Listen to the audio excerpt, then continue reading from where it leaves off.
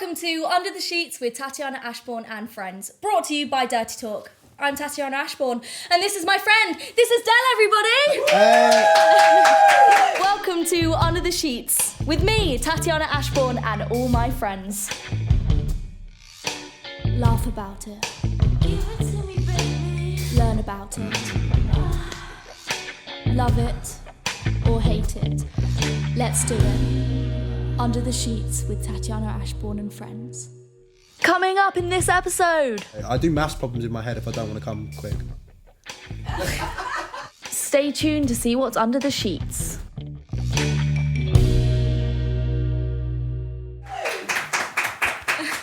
Thanks so much for coming on the show. Thank you for having me, I really honestly. appreciate you coming down.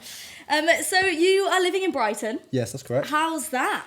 Do you know what? I love it. Literally, Brighton is like the nicest place in the world. Like I think there's nowhere else in the UK better to live than Brighton, in my opinion. Yeah, definitely. And I love the diversity in Brighton. Literally. With pride and everything. That's pretty cool, because we were literally just talking about that. And if you do want to go to Pride, Brighton is the one. Honestly, apparently. Pride is insane. I was literally so upset that Mariah Carey was cancelled like during COVID. Like, I was literally heartbroken. Heartbroken. That is pretty terrible. Like, I would be heartbroken too. Okay, so you bought an item from your bedroom. I did indeed. That makes your bedroom your bedroom. Let's have a look. It is incense sticks. Specifically Aesop incense sticks. I don't know why. Just I love Aesop. Call me pretentious. I am maybe. What do Aesop do? They do like it's like they do the most poncy hand soaps and like bathroom stuff. Like I was never like into that sort of stuff. I was always into like those like £1 ones you get. Well, do you remember when we were younger? You used to have like soaps with a fish inside it. Oh yeah. Do you know what I mean? Yeah. Actually, like I've been obsessed with homeware stuff. Like homeware. Also, all my money's going into homeware. And I bought these Aesop incense sticks, and they just smell so good. And like every time I smell incense, I just feel like I'm at home. You know what I mean? So, are you a kinky person? Kinky person, I would say. Do you know what? I'm not a kinky person. No. Okay. It depends on like your level of kinky. I mean, I wouldn't say like someone like shitting on my chest. Kink. I wouldn't be into that. But I wouldn't be that. That's a whole nother level. Isn't it? I'm not into that sort of stuff. But like if like. You know, like there's a level of kinky I would say I am, but I'm not like seriously kinky. If it was like 1 to 10, I'm probably like a 6, 7. That's pretty high though. Really? I thought like that'd be quite low in the scale. No, I'll say more of a 6, right? So 6. what is it that you're into? I'm into all kinds of things. Do you know what? I'm more of a person who like I like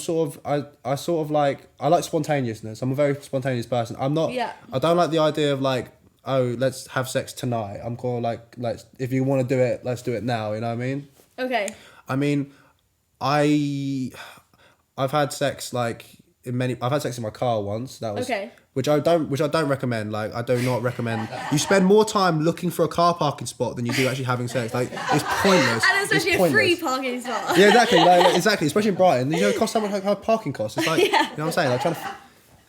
That's so true. Yeah, no, definitely. But are you like into handcuffs and sex toys or not really? I'm open to it. Do you know what? Okay.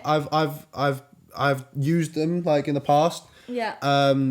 But like the sort of thing because I'm so spontaneous. It's kind of like unless it's in my hand or within like my eye line, I'm not going to be like, wait, let me go find these. Yeah. You know what I'm saying? No, So I get that. but I have used them in the past. Like I have used handcuffs. I have used sex toys. I'm a person, right? So I sort of find like men kind of get like sort of intimidated by like the use of a woman using sex toys in the bedroom. Yeah. But I feel like that's kind of like, I don't know how to describe it. It's kind of lame on their perspective, because like if it enhances the woman's like me as an empath, you know, like if someone like wants to, you know, if it enhances their game, why not? Like I mean, if it makes them feel better, like makes them feel good, and makes them get to you know orgasm quicker. Yeah. Why wouldn't you just like let them use it or be comfortable with them using it? It seems a bit strange to me. Yeah, and is there anything that enhances your experience? Just them enjoying it, really. To be Okay. Yeah, like I mean, I'm more of a person who like if I know that you're enjoying it, I'm enjoying it. Like you know, I'd rather you get there first and then I'll just follow suit. You know what I'm saying? Because I feel like I feel bad if I don't perform or you don't get there, I feel like I've kind of been a letdown, if that makes sense. Yeah, no, that does make sense. I've actually got some would you rathers that are pretty good as well. All right, okay, hit me with them. Would you rather have sex while blindfolded or handcuffed? Do you know what, Rob? Do you know, that's a hard one, actually. Because I'm thinking to myself, like, if you're blindfolded... Yeah. You get all the other senses. But then again, I'm, like, scared, like, is someone going to, like... Are you going to, like, then just, like, take all my stuff? Or, you know what I mean? Yeah. But like, if you're handcuffed, then if they do take your stuff, you can't get out. So, like... Yeah, but then if you're with your girlfriend, though, you should be pretty, like, trustworthy that she's not going to steal your stuff. I mean, do you know what? I'd say blindfolded because I've never been blindfolded before. I've never been blindfolded, so I would say blindfolded. Oh, wow. Because I'll be more open to it because it's something I haven't done before. Yeah, that's nice. Would you rather have sex in front of your parents or have to watch your parents have sex? Do you know what? I don't know. That's such a hard question. I'd rather say someone in front of my parents. I don't want to see that. I don't want to see that. I'd rather be blindfolded as well. Are you worried about what they would say to you? Like, you know. I think. Do you know what? I'd as long as you didn't make eye contact, it's fine. Yeah, that would be the worst thing, wouldn't it? Get those images in your head. Have you ever thought about someone else whilst having sex? Yes, with an ex-girlfriend of mine and a few other people that I have had sex with. And who is it that you're thinking of? Is it is it another girl or is it a celebrity or? It's just sort of. Do you know what? Sometimes I'll give you a sort of thing. It's like when I was single, going through my single phase, I'd say like a lot of times I kind of. Not that I didn't want to have sex with someone. It's like I couldn't. At the time, it got to the point, and then halfway through, I think to myself, I really can't be arsed, but I'm just gonna have to go through with it because they're up for it. Yeah. So I'm like having to sort of like get myself going mentally. So then I have to think about someone else. Like it could be anything. It could be like I'll say like I'll go on a one night stand with someone, like I'll say like a Tinder date or something like that. Yeah. And then you meet them and you think, oh, they're nice, but I don't know if I really want to sleep with them. But then at the end of the night, they go, oh, like, what do you want to do? And I'm like, I don't know. And they'll be like, oh, do you want to come back to mine? And obviously, like, to me, I'm thinking to myself, I know what that means. If if a girl's like felt comfortable enough, like for them to invite you back to their place, you know what they're trying to get out of you. So you're thinking to yourself, well, I don't really want to, but I know they do, so I'll just go along with it. Screw it. Yeah. But I'll be like, I don't really want to have sex with them, but I'll just think about someone else. I'll think about something else. And I'll get through it. But then, why do you feel like you can't say no? I know I can say no. A part of me is like, it's not that I don't. It's like I'd rather just do it because obviously they've got like they've got like some sort of fantasy in their mind or some sort of thing, and I'm a person who's like, I'm willing if I can help that. Yeah. I'm quite a people pleaser in general. So if that pleases you, then I'll just do it. Like, you know what I mean? Yeah. Oh, that's lovely. Would you rather hear dirty talk, but their voice is ridiculously annoying and makes you want to die, or have 100% silent sex? Do you know what? I feel like I would rather have silence. Because I'm not very much of a talker. So like, it would just feed into what I was thinking. But then again, are they with a plain expression as well? Because it's like, are they then silent and with a plain expression, or are they silent but they're enjoying it? Silent but enjoying it. No, then I have silent but enjoying it. But then like, if it's like dead silent, like you're just hearing them, you know, like the awkward kissing sounds. Yeah, but you know what? Like, because you're in the zone anyway. Like, I kind of drown it out. Like, I kind of drown that stuff out. I mean, I'll just keep drowning. I'll just drown it out. I'll just go into the zone. Yeah. Do you like dirty talk? I do. But then again, I'm like, do you know what really cringes me out? Do you know when like you hear in like when you watch porn and stuff like that, and you hear like people say like when like they overemphasize on things, they say the word cock. Like, I've never heard anyone ever use the word cock in a sexual manner. Like that's such a porn thing. It's so true. It's such a porn thing. So I've never heard anyone say like even in the most like craziest of times, I've never heard like even my girlfriend, ex-girlfriend, people I've said never used the word cock to me. Like, and the word dad, like daddy, like who the fuck says daddy? Like I'll go limp if someone said daddy to me. Like, legitimately, I put this out as a public service announcement. If you said daddy during sex, like with me, it would go from that to that.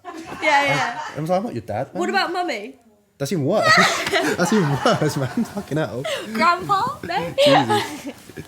That's so funny. Yeah, no, I definitely think it is interesting when people do like the name Daddy. I think that's like, I could never do that. My worry is that sometimes I say things as a joke, not sexually, this is general. Like I find I say things as a joke and then I get so used to saying it that then it becomes part of my normal sentences. Yeah, literally. And then I'm like, if I ever did that and it would just become what I say, it would be so awkward. There's like, do you know, like when you had said you went to like America, Yeah. When we were talking about before the show started, like the Americans say zaddy as well. Like, what the fuck does zaddy mean? Yeah, like, I don't know what that means.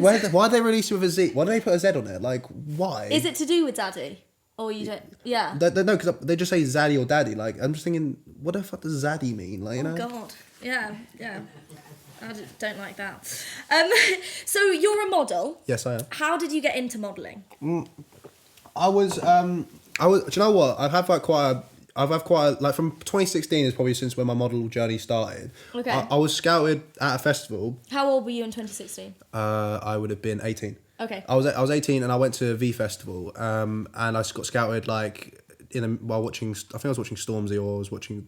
I can't remember now. I think it was Stormzy anyway. Yeah. And then some woman came up to me when I was really drunk and said like, "Oh, do you want to be a model?" And I thought it was a joke. I didn't know what that was. They gave me yeah, no, they're wanking me off while I was saying it.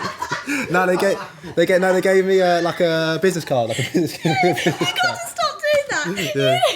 Right, gave you a business Gave card. me a business card and said like, "Do you want to be a model?" And I was like, I didn't believe them. And anyway, I was like, "Oh shit, it's real." When I sobered up, I was like, "Oh, this is real." Anyway, like 2 weeks went past and I went inside. And they said like, "Oh no, like you're not for us. You're not ready for us." And I was so heartbroken. I was so like distraught because I had my mindset for, "Oh yeah, like I could do this. I could do this." Anyway, then a couple of years went past around 2019, and then I went to another festival. I went to Lovebox with my two really good friends. Well, my best mate and my other friend Lydia. Yeah. And I posted up a picture like on Instagram of like me at Lovebox, and this guy called Nathan messaged me saying like, "Oh, like do you want to come and like become a model?" And I was a bit apprehensive at first. I was like, do they really want me? Are they just gonna break my heart again? Like, Yeah. And I was like, screw it, I'll go in there. And when I went into the office. They're like, "Yeah, we want you straight away."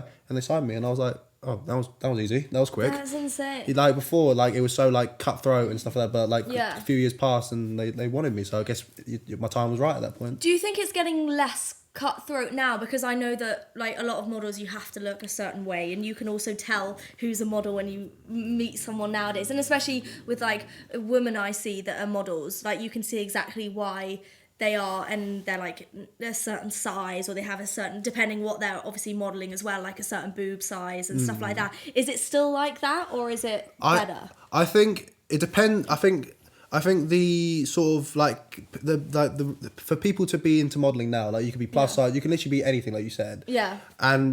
But I feel like when it comes to Fashion Week, that's when it becomes cutthroat again, because when I was in Milan one time, and basically I remember there must have been over 100 people, hundreds of people.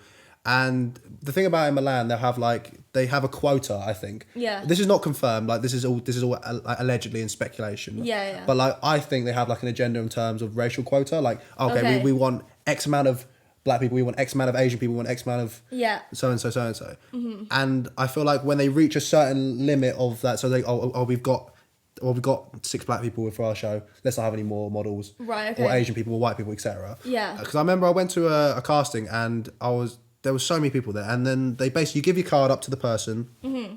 There'd be like a table with like 3 or 4 people, and they'll be like, "Oh, okay, give us a walk," and then and they'll tell you yes or no. And they already put your card. They have like all these people's like comp cards of their faces. Yeah. They already put it. They have 3 piles. They have 1 pile's a yes, maybe, no. As soon as they get the card, as soon as you turn your back, they go like that, or they'll go like that, or they'll go like that. They've decided before you. The walk is irrelevant. The walk is just for people to not feel like they wasted their time, even though they have wasted their time by going there. So it's literally when you walk through the door. Yeah, they'll know. They'll know. They're like they won't even need to. They won't even need to watch you do the walk, because the fact that they rehearse the thing before the show anyway. They'll have at least 10, 20 rehearsals of you doing the right walk anyway. So if you couldn't even walk to save your life, by the 20th time you've practiced it, like an hour before the show, you've already got it down. You're only going to be on the walk. Only going to be on the runway for about maybe 10 seconds anyway. Yeah. And I remember once there was this Asian model. She put her card down, and as she walked, she turned and she could see in the reflection of a mirror that was in the corner that all of them were just like, oh, like go do your walk, and they were just chatting. They weren't even looking at her. No way. And she just turned around halfway through and was like, what was the point of me being there? Like, why am I here? And had a massive guy, and it was a big palaver, and like it got really awkward because like they were like, we have to start kind of watching these people now, and everyone sort of realised like, oh, none of them are watching us. It was really wow. So that's hopefully changing now. Yeah, I think it is changing now in England. In England especially, and like London is so diverse now, like with people they want. But I think it's in the places like Paris and Milan, they still have that sort of sort of criteria of what you want to be. Like I personally wouldn't be able to do Paris Fashion Week because I don't look Parisian. Because in Paris they want like skinny, slender, smoked 30 fags a day and no food, like type look. Yeah. And in Milan they want like people who are like Greek Adonises, you know what I mean? But I think in London anyway is really diverse, and I love every client I've ever worked with in London. I love every person I've met in London in terms of fashion. It's just in places like Paris and Milan which I've had like negative experiences. Yeah, and obviously being and I feel like personally from an outsider's view, I feel like eating disorders are a massive thing, and especially in the modelling industry. Do you reckon that's still a thing, and whether people like? Do you feel judged as soon as you walk into a room, no matter if you're modelling or like no matter what? Is it something that you constantly think about? I think about my weight all the time anyway. That's not just because of modelling, because of boxing and stuff like that. Okay. And, so I'm always conscious about my weight, but like that's not of an appearance problem. That's more of a performance problem in terms of like, am I going to be able to be on weight for a fight? Yeah. But I can't. I've never suffered. Been fortunate enough to never have suffered from some sort of an eating disorder or anything like that. But I wouldn't say it doesn't exist. I'd say it very much exists still. Yeah. But that's more of a personal battle with the individual. Yeah. And I think that's systemic from like people used to look at these old the Vogues from and see the skinny models. I can imagine it still applies now. So do you not think it's anything to do with the producers, the directors? Do you think it's more of a personal? It's a person. I think it's a person. I've never met in the UK in London. I've never met a single client or a single producer or anyone who's ever mentioned at all about you should do this. You should look like this. In terms of weight and appearance. I think everyone in London, creative wise, is so open and so lovely and so great, and I think that is what's got to be pushed. And I think it's got I feel anyone could be a model. Anyone can be a model. Yeah. It's just like, it's just getting yourself out there. It's just getting yourself out there. But I don't think like the industry in London especially I don't think they push any sort of standard. I feel like anyone could be any standard, you know what I mean? Yeah. Beauty comes in all forms anyway, so. Yeah, definitely. No, 100%. So you're obviously a boxer as well. I don't know why I said obviously, but as in you've been talking about it. Yeah. But how does that work with your modelling and your boxing? Obviously it's, as you said, it's to do with your weight and everything, so you make sure that you are slender or you are, bulky or whatever. But doing your fights, do you feel like there's a competition between the guys in your boxing ring, or between... What, like you mean in terms of like judging each other for their body or for their weight? Or... I think from a competitive standpoint, I'd have a thing where when I can tell if someone, I can prepare myself mentally and know if this is going to be a tough fight or an easy fight based on someone's look on the scales. The fact is, like in boxing, every boxer is afraid of the scales. I'm afraid of the scales. Yeah. Every boxer is afraid of the scales because you don't want to be overweight. You don't want to, you're always trying to fight to get down to weight. Some of the weight cut stories I've heard have just been disgusting. And that's how brain damage in boxing happens, is because they weight cut so much, they haven't got enough fluid around the brain. So when you get hit, your brain's rattling around like an empty, like got nothing to cushion the blows, you know what I'm saying? Yeah. And, these boxers have like £1 million houses, but they won't have a scale in their house because they're so afraid of it, you know what I mean? Wow. And are you meant to scale like every... Like if you can't, like if you got to keep a track of your weight, you got to make sure that you're fit, you're healthy and stuff like that, because, if you're not, the other person is, and that person's trying to hurt you. You know what I mean? So you've got to be on top of your game. You've got to make sure, like, you're getting the right food in you. You're putting in, your body's a temple. That stuff. Yeah. Some boxers, they'll just balloon up in weight and then cut down for 6 weeks to get themselves like slender and ready for a fight. some boxers will stay, you know, on weight all year round, which is the better way. Yeah. Because drastic weight loss just cripples the body. Like, honestly, it cripples it. Do you find if you stop going to the gym, you put on weight quicker? Oh, yeah, big time. Yeah. Like, you've heard of Paddy the Baddy, haven't you? The UFC fighter? The Scouse guy? No, I haven't. He balloons in weight. Like, okay. He'll do a fight and he's got like a chisel six pack. 3 weeks later, he's like he's got a gut like that. Like, it's because you do it so drastically. Your body absorbs, like, holds on to food more because they know that you're not gonna get it. So if, say, like, you get ready for a fight and then the day after you go to a Mackey's or something, instead of like your body like just pushing that through your body, like taking it out, they'll hold on to it. So all the fat and all the sodium and all that is kept in your body. So then you just balloon up and all that. But that must be really difficult for those people that think they deserve a break for a holiday or something, and then if you don't go to the gym, that must be so difficult. I think or maybe because they like going to the gym that it's not a problem. I think you'll always just go. I think it's one of the, it's sort of like, it's your lifestyle. It's like it's your work. You know, as people go to the gym like people go into the office. Yeah. You know, and certain things come with the job. You know, certain requirements come with a job, and I feel like you can't have your cake and eat it too. You know, what I mean, you got to, you know, if you want to be the best, if you want to be successful in the game, you've got to make sacrifices. You've got to sacrifice, you know, time with friends, the things you enjoy in terms of food wise, to be the best, to perform as much as you can. Okay, and how often do you go to the gym? Every day, every single day. For how long?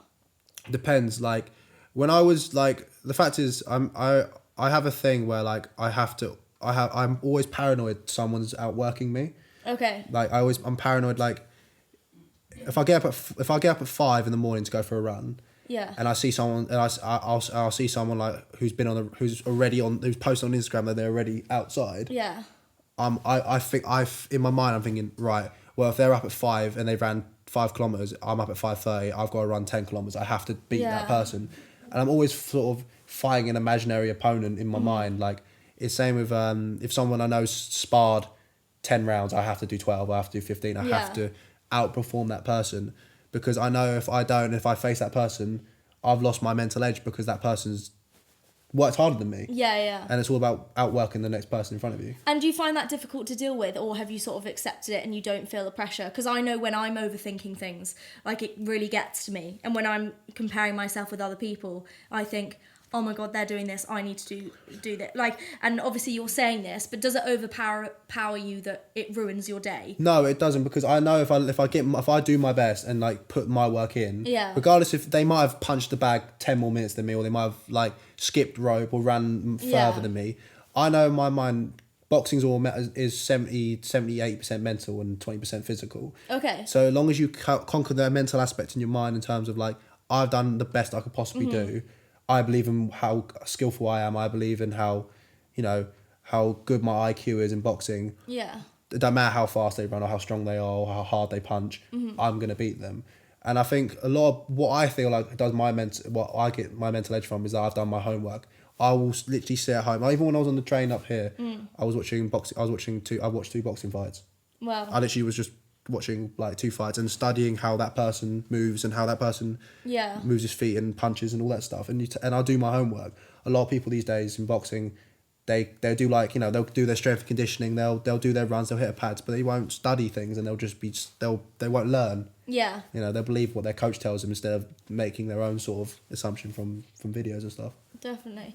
And so you said before coming on that there's a tale saying that you can't have sex before a boxing match. Is that true? Yes. I'll give you an example. They say that, you know, you're not supposed to have sex before a fight. It's a very much an old wives' tale, and apparently scientifically there's no relation. Apparently it's not true. But personally, with my current girlfriend, she's seen 2 of my fights. Yeah. And the first fight that she saw, we had sex the night before. Yeah.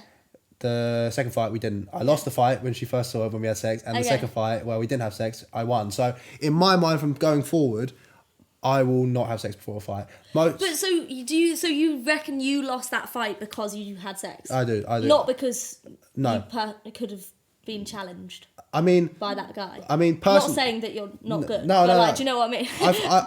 I'm not making excuses. I don't like to make excuses. Like, in the end of the day, he was a better man. He was always going to be the better man. Yeah. I think mentally, I think I felt better the second time around when I knew I didn't do it, because I was like, I know I'm stronger. Or yeah. Do you think it's like that because there's so much energy in the room when you have sex? I think so. I think it's the testosterone and stuff like that. Like, I mean, they say like most boxers will stay about maybe 4 to 6 weeks celibate. Wow. Yeah, they'll do like 4 to 6 weeks celibate, like no sex, no masturbation, nothing. Just like purely just like focused on the game.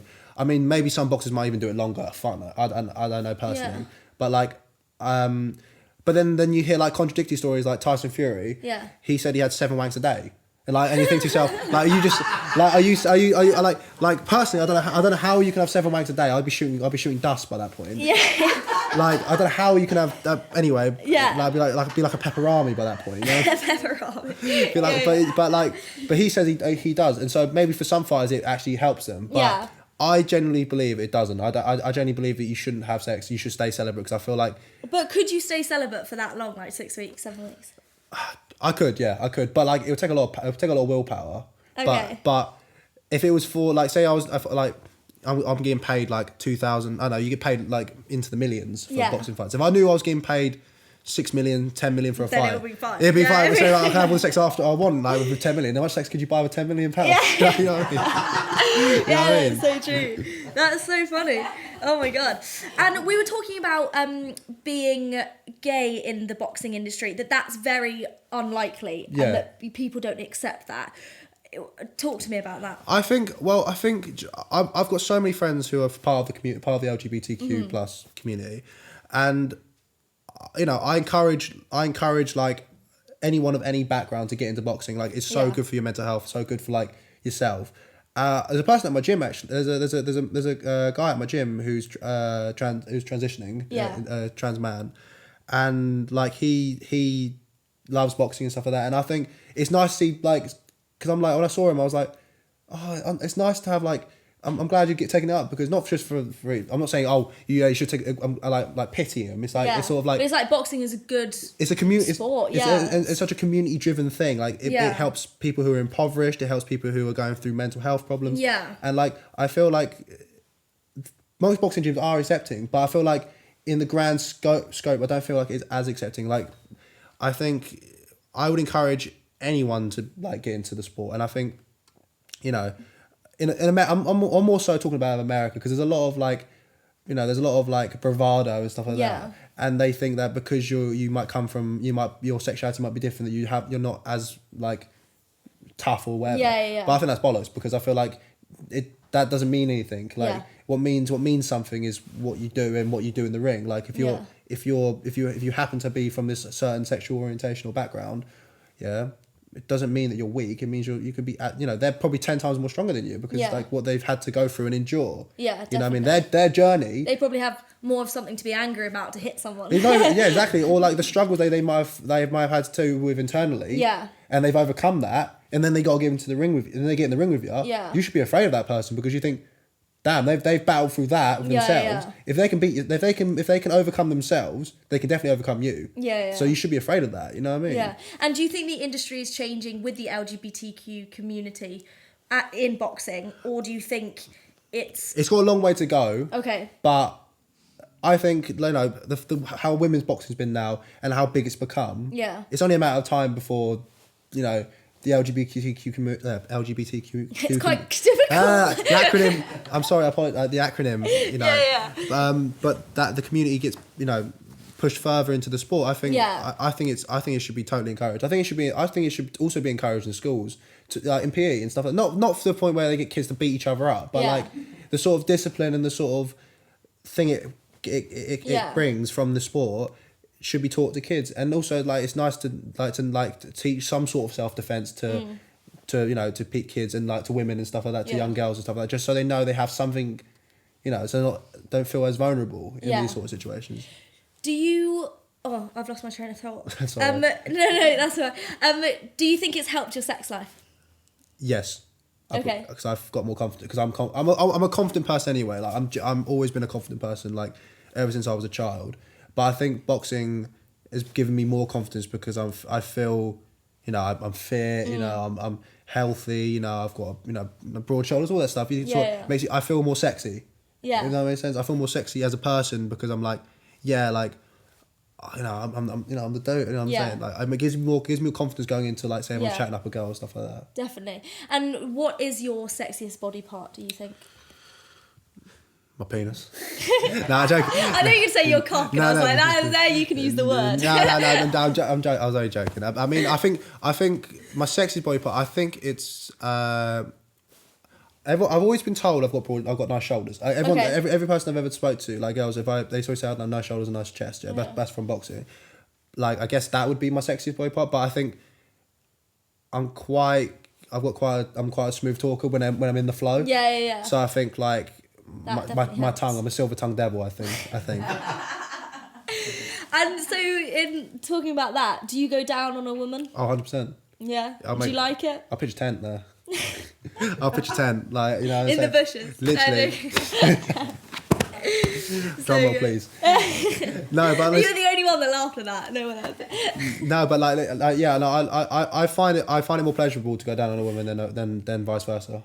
Okay. Yeah, I do. Why is that?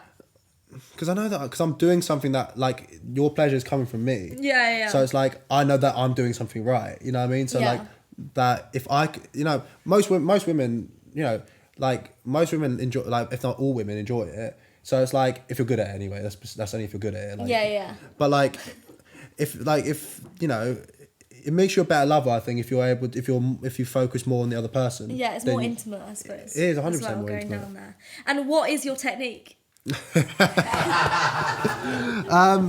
know what? The cat's out of the bag here. Yeah, I know. Do you know what? The cat's out of the bag. I'm a person who likes to multitask. Yeah. No, they say men can't multitask, but I can. Okay, yeah. So when you go in, like basically the I don't know why I'm telling a woman their own anatomy, but that's like the I don't know what you call it, the pelvis bone or vagina bone. I don't know, the bone of like the vagina. You know where your pelvis is. Right. You stick a finger and then like maybe they say about this far in. There's a small little bump here. Okay, wait. Have you got the inside of a vagina? Have you got one? No. Oh, you got a diagram. Right, what do we want? Do we want the labelled part? No, it's more of an internal thing. But yeah. So it's like in there, so it's nothing to do with. No, but this. Okay. But where's the internal? Have you got anything internal? Like, so basically, if you put. God, moving. So forward. That's the way I roll. No, but basically, there's like if you see your finger in and then about this far in, there's like a little bump or like little thing at the top of the vagina. And if you tap it like that, and you do like a come hither motion or tap it, you mix between the two. You like switch up and also while like going down on them at the same time. If you do that and then do that, eventually like it because apparently that's the G spot. Apparently that's the G spot. So like if you're able to do that and then do that at the same time and do that, that's my sort of technique. Okay, I'm quite confused.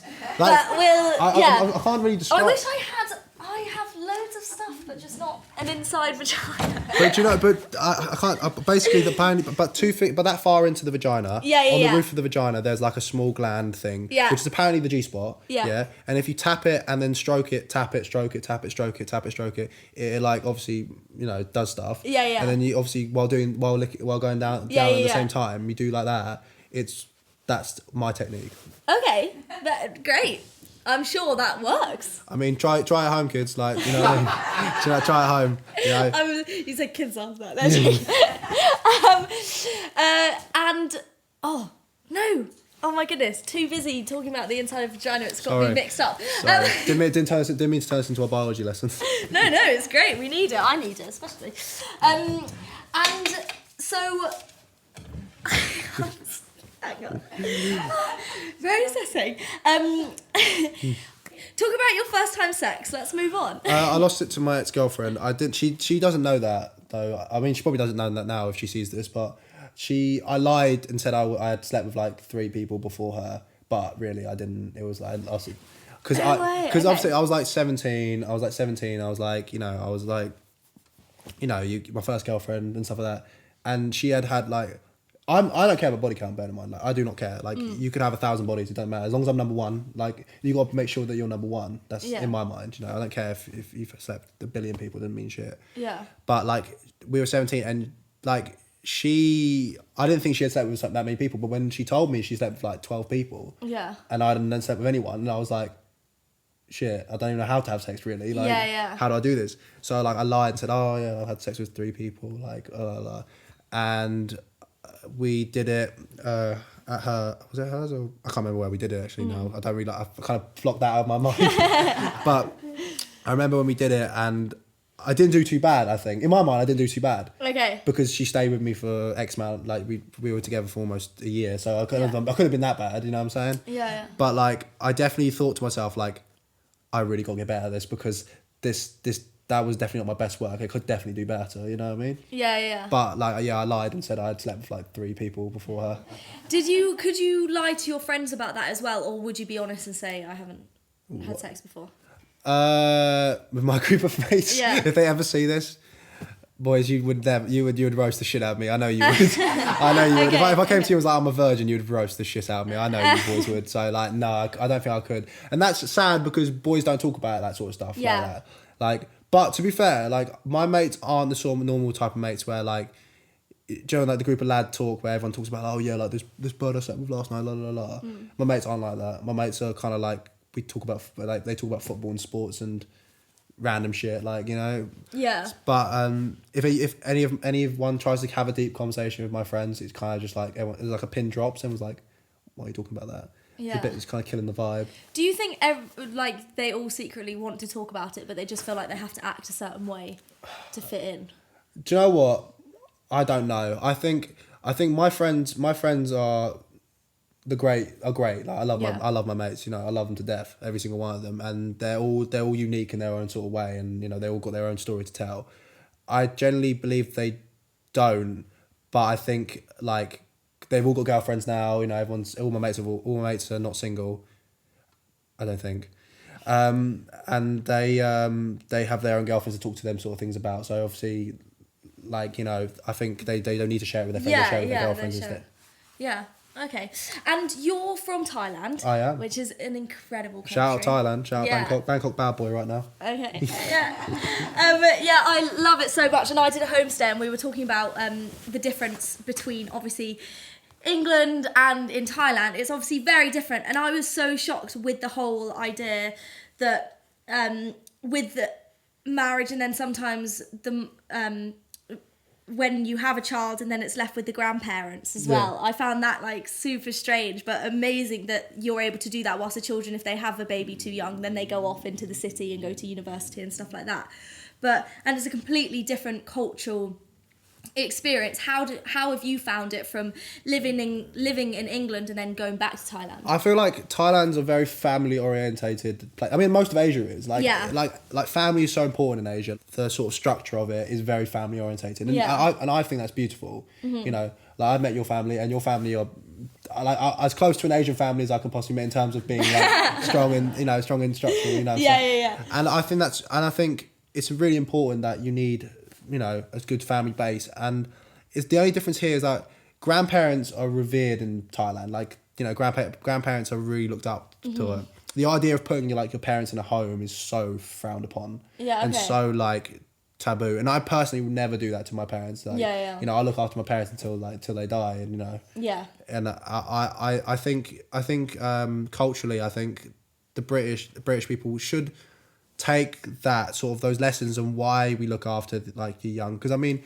if your mum can look after you, you know, wipe your ass and shit like that, like when you're a young and baby, why can't you need to do that? Why can't you return the favour? You know, your mum and your dad sat, you know, in birthdays in Thailand, they actually celebrate the mum more than they celebrate themselves. Okay. Because your mum carried you for 9 months, and you know, lost all this blood, and you know, went through all this pain and stuff to make you exist anyway. Yeah. So you should really like be praising her for the journey that she went on, and you know, the things that she went through to make you even come alive. You know, and all the things you've been blessed with. You know, like education, you know, friends and life, wouldn't have happened if it wasn't for your mum going through all that pain. Yeah. So I feel like that when my mum told me that, I mean, I'll be honest with you, like growing up, I kind of shied away from my Thai side. Yeah. I kind of like not very in tune with it. Yeah. Mainly because I grew up in a white estate. You know, I grew around loads of all my friends were white. My school, I was like one of like 3 kids in my primary school who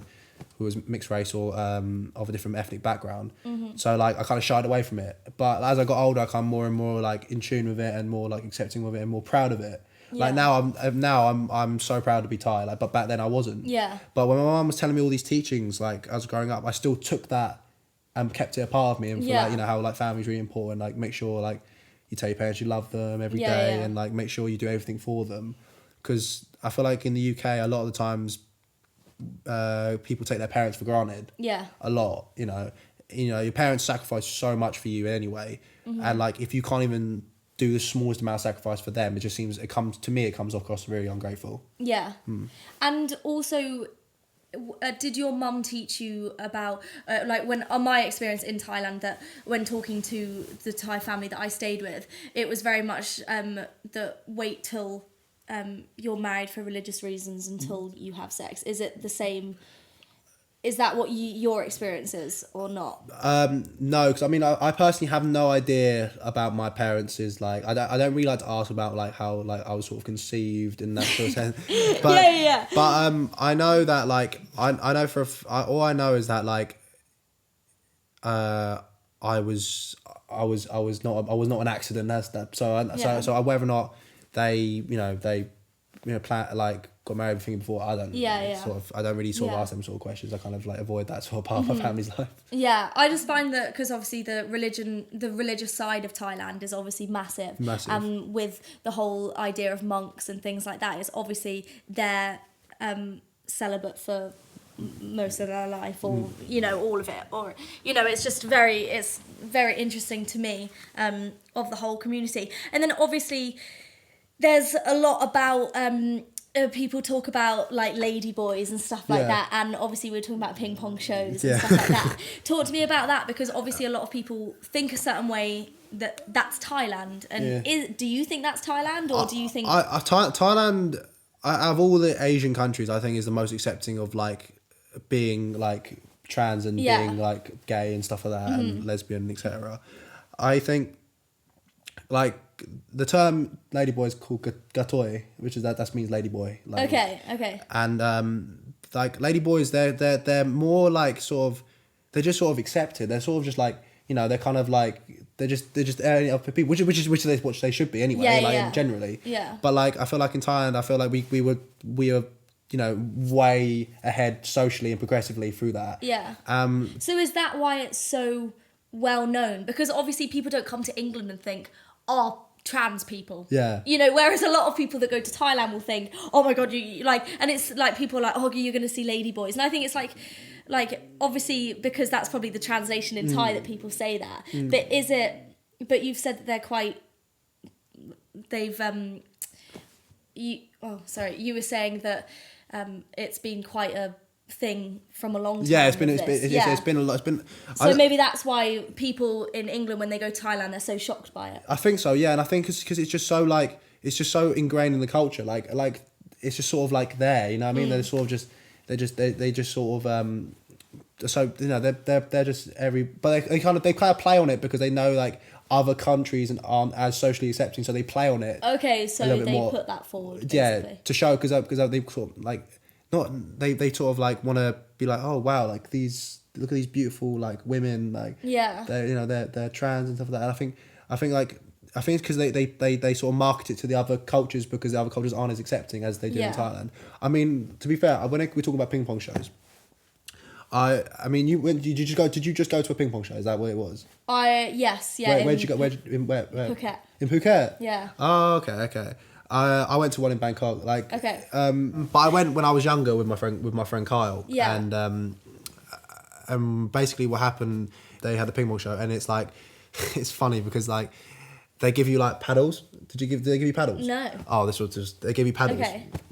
And basically, this woman, she like sat down and she was loading them up like a Nerf gun, just shooting them out. Right, just shooting them out, and then basically you have to like smack them across the club. That's we didn't get paddles, but we saw that. But I didn't get the paddles. Then I met these two British tourists in there, and then we were just talking, and they were like, "Oh, I've never been to a ping pong." I was like, "Oh, you're gonna be in for a treat." Yeah. And honestly, and they were like shooting these ping pong balls out, and we're like smacking the balls across the club. Yeah. And there was some guy for some reason he was having his birthday party there because he had a cake. Yeah. And I'll get into the next part of that bit. Oh yeah. I think. Anyway, I smacked this ping pong ball and it hit the geezer on the side of the head like that. Oh no. And it's like this looby ping pong ball just smacked the guy on the side of the head. And then basically then like this other woman, she had like a I can't even describe it, like a funnel thing inside there, and she was blowing out candles. And she was standing on the table, and this guy had a birthday cake, and she was blowing out the birthday candles. That's so funny. Mine didn't even have the funnel. It was literally just them. Just do it. Doing the. Have you seen the one when they smoke out their vagina as well? They blow fags out their vagina, like they toke it. Yeah, that's a thing. That's 100% thing. I've seen it multiple times. I remember when me and my friend when me and my friend Kyle went to Thailand once. Yeah. We were in this strip club in Thailand, and there was like the bar was full, and all the women were naked, and they were like stuff like that, and we were just like, what the hell? Like it was really like sort of new. Well, not for me because I kind of knew about this sort of thing, but my friend didn't. He like was like totally like green to all this. Yeah. And then we're sitting down having a drink, starting like watching what's going on. And then like this woman's got like a fag in her ear, and then she just goes like that, and she like smokes a fag, and then she just gets on like all fours, sort of, not all fours, but like on backwards, sort of like reverse cowgirl kind of style, and she puts the fag and she tokes it out of her vagina, and then some guy's sitting by like the stage. There's like the stage is in the middle, and obviously there's like seats and stuff all around the stage, and then the guy like pulls it out of her vagina, tokes it, and then put it back. Oh my god. Yeah, it was the weirdest thing I've ever seen. And I was like, what the fuck? And my mate was totally shocked by it because he'd never seen something like that. And then the lights cut out, like the lights completely cut out. Like we thought it was a power outage. We're like, what the hell's going on here? And then the lights come on, and then, like this other woman, she's got like something hanging out of her vagina. I'm thinking, what the hell's that? And then she's pulling out slowly, like do you know like a clown pulls out like handkerchiefs out there. It was like that, but with like bunting. Oh my god! Out of her vagina, and she managed to. We got razor blades out. Yeah, so I saw that one as well with my girlfriend. Yeah. But she brought out bunting, and she managed to tie like bunting around the whole stage. But it all came out of her vagina. I was like, what the fuck? I was like, what the hell is going on here? Now, would you say that's something to be like when you go to Thailand, you've got to go to a ping pong show, or is it one of those things? Because like a part of me, and I went with some friends, and I don't know whether it's something that you should feel guilty about going to see, or whether it's something go see because it's actually acceptable in Thailand, and also you're paying money for the drinks. And do you know? I think personally, I don't like that. That's the sort of that sort of thing is sort of attached to Thailand, because I feel like Thailand is much more than just ladyboys and sex. Yeah, definitely. And I think it's there. I wouldn't stop. I mean, I don't criticize anyone for how they make their money. Like, like I'm very much like supportive of people who do sex work and stuff like that, because like you should never criticize. My parents always said to me, like, no matter what you do, a job's a job and money's money. So if you do, if that's what you do, that's what you do. However, I wouldn't say not supporting, not go see it, but I wouldn't say go see it at the same. I wouldn't encourage people to go see it. Yeah. But like, if you get drunk enough on the strip and some Thai guy holds a fucking like a plaque and says, come look at this, like, it's 500 baht. Go. But it is insane. Like, you walk along the street and then everyone's at you. Like, it's amazing, saying come in here and stuff like that. I think it's because it's like they're hustling. You know what I mean? And I think you can't knock them for doing it because they have to do it. They have to like do it that way. But I wouldn't be like, it's the same. It's sort of like, I put it in the same sort of category as like people who go to like ride elephants. Yeah. Like no, not in the same sort of category, because I feel like riding elephants is a lot harsher. Yeah. But like in the same sense that like it's there. I don't encourage it. If people do it, it's their thing. If they want to do. But I wouldn't also be like, oh, come to Thailand because of that. Because of that. No, because I think that's just a bit cruel. Because it was one of those things that I was thinking, like, one, the audition process, like, is there one? And two, like, is it bad for, like, are people that are building it, the directors, are they bad to the woman? But now there's men involved also, in the show.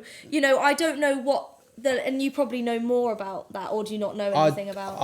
I don't, to be fair. Like, I feel like I don't know the inner workings of it. Yeah, because it's one of those things that you don't know whether to support or whether it's something that's completely...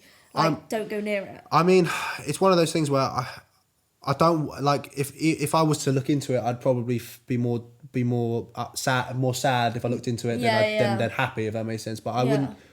I don't know. I mean, obviously they must make some sort of money from it. They must benefit from it somehow. But like, who knows? Like, I mean, Thailand sort of built its reputation on sex tourism anyway as well. Yeah.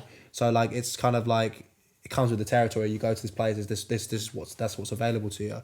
I mean, all I know is that their pH balance must be crazy. Like, there must be fucking up your insides. Like, yeah. Have you ever considered it? What, doing it or being it? Or doing something to do with that? What, sex work?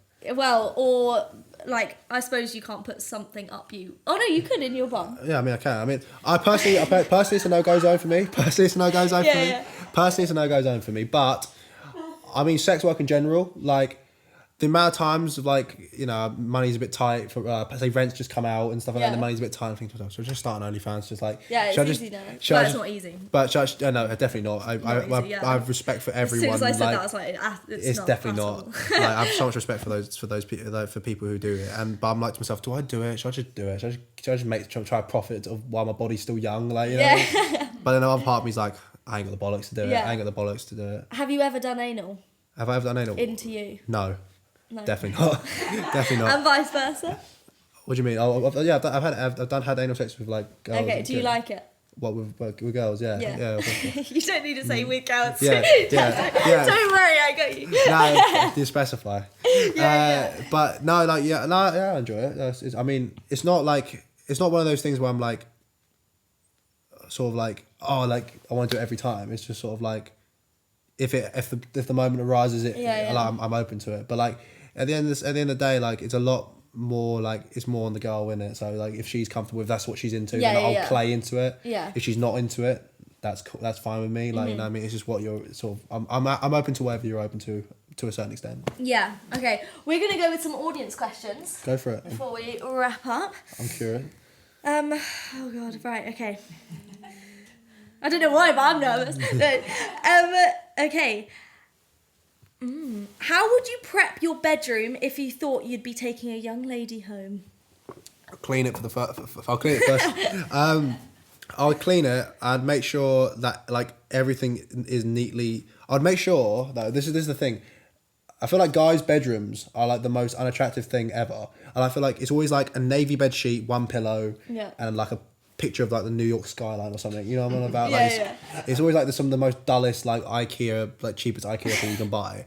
So I'd make sure like I had like a nice duvet. Yeah. Like I'd make sure like all my shit's put away and like a nice candle was lit. You know what I mean? And my sister gets incense. Yeah, incense. Yeah, I'd have the incense going or like a nice candle going. Oh yeah, that's nice. And I'd also make sure that there was like a dressing gown or like a pair of like comfy clothes that are like to the side just in case like that person didn't bring anything back with them. But then will they not think, oh God, you've had a girl in here before? Like if you've got a proper like dressing gown ready for and I mean I wouldn't. Or is that for you?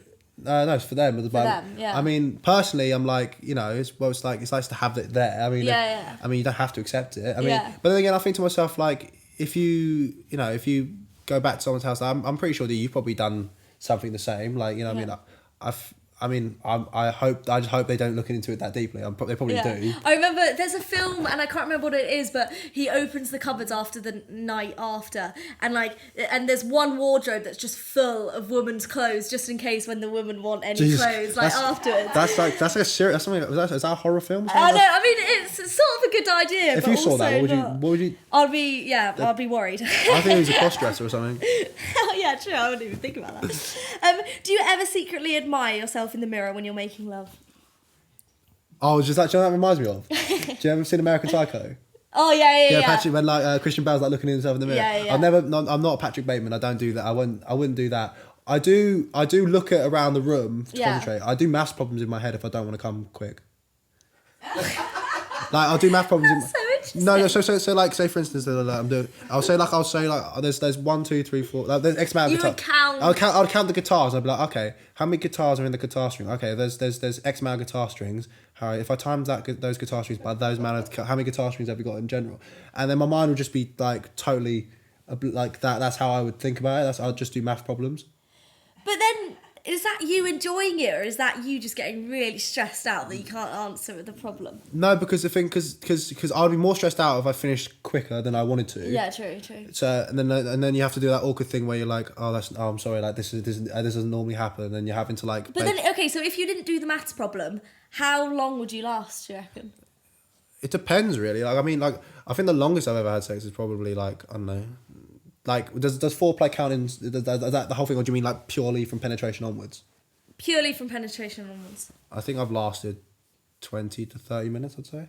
Okay. I think like I feel like personally, like guys go, oh yeah, I can go for hours and hours. It's like if you go for anything longer than that, like it's just gonna get fucking sore. Like, but not just you, but them as well. Like, it's just what's the point? Like, yeah. But also, if you're doing it for like that long a time and she hasn't climaxed, it's like, well, you just fucking, what are you doing? Yeah, and you're probably trying to figure out the next maths problem. Yeah, literally. And it's just, I'm trying to figure out Pythagoras' theorem, like in my mind. Yeah, literally.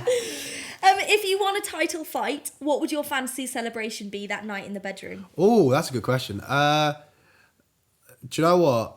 I would probably, it has to be like in a. I'm really much. I'm not into like when it comes to houses. I'm not into like big gardens and stuff. I like rooftop apartments. I'm always in a type of like a city apartment type person. Yeah. So if I was in a city apartment and like it was all like everything was clean and everything was bought, so probably like a nice pretty apartment, overlooking the city, bed overlooking the city, that sort of thing would probably be like my sort of celebrational bedroom antics. Yeah, and would you be wearing your boxer's outfit, the shorts? I suppose it'd be pretty sweaty, wouldn't it? Yeah, well, they say that apparently if you like the scent of like your partner, that means you were actually like, in love with them. So yeah, I'd probably just wear them, just covered in a bit of blood. Someone else's blood. If you were a woman, which world champion? If you were a woman, which world champion boxer would you like to sleep with? Oh, that. I feel like if I see most girls like Anthony Joshua, but personally he would just destroy me. So he would destroy me. Who's a good looking boxer at the moment? There's an American boxer that fought this weekend, Caleb Plant. Okay. I can call a guy attractive, and I know. There's a lot of attractive men out there. Caleb Plant's an attractive guy. He's really attractive. Who else? Ryan Garcia. He's attractive. He's like the model. Sort of. There's actually another model boxer that's British. His name is Richard Riakporhe. Okay. He's a cruiserweight. He's really attractive, I'd say. But if I had to pick one, I'd say if I could be in any era or whatever, it'd be Sugar Ray Leonard because he's my favorite boxer of all time. So it'd be like a. That'd be pretty special. It'd be like a full circle moment for me. Yeah. Okay. If you're a boxer, do you think it's stereotypical? Not stereotypical. A bit of assuming of me to think that you all like rough sex. I think it is because most boxers, if not all, are probably the most like docile people like outside of the ring. I feel like they're quite sensitive, maybe. They are because you get all of your anger and all your like sort of aggression out in the ring. Like all that's left is the soft stuff. Yeah. So I think I'd assume like I'm a softie. I'm a big softie. Yeah. I'm very emotional, very whatever. And I think a lot of boxers are because you're just left with like this sort of you've got all your aggression, all your anger out there, and you're just left with like the niceness. So I feel like most people are quite romantic and stuff like that, and very gentle and stuff. That's I mean, nice. I might be talking out of my arse. Most people might be fucking masochists, and I know they might be terrible. Yeah. Is it accepted in groups of straight time men to sleep with a ladyboy?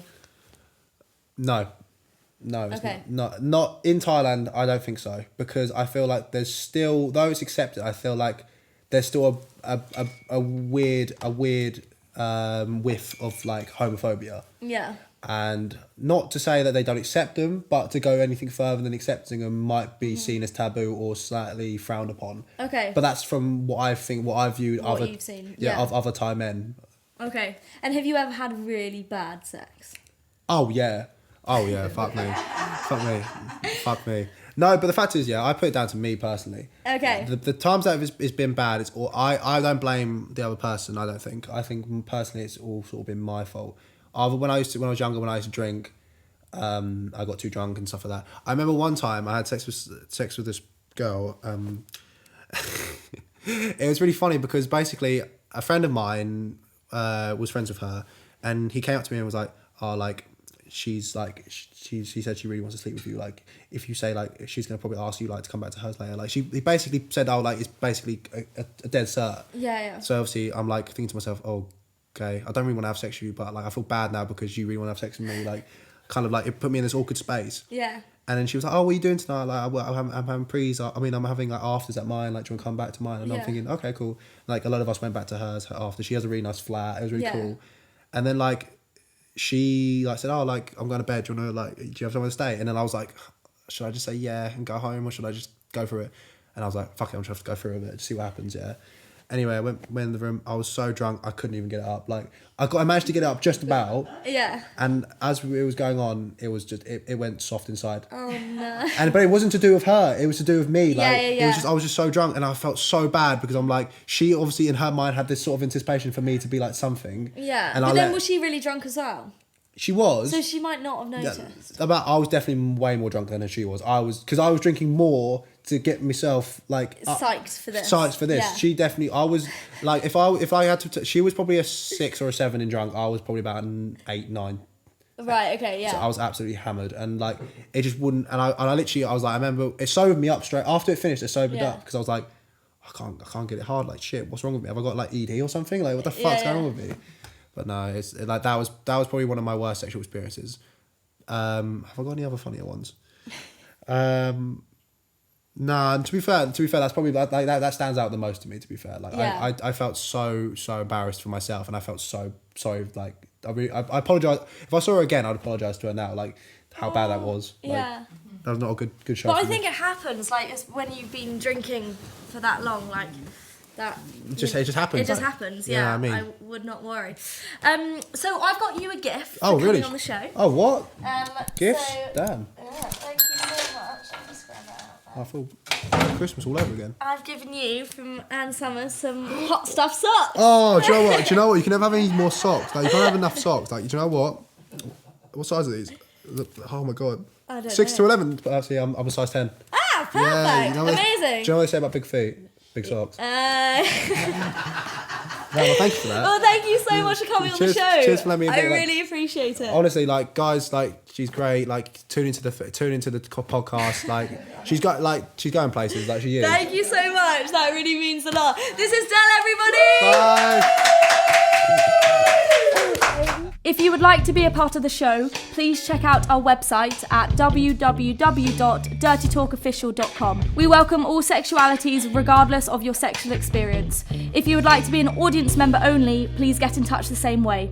Like and subscribe on all social media platforms.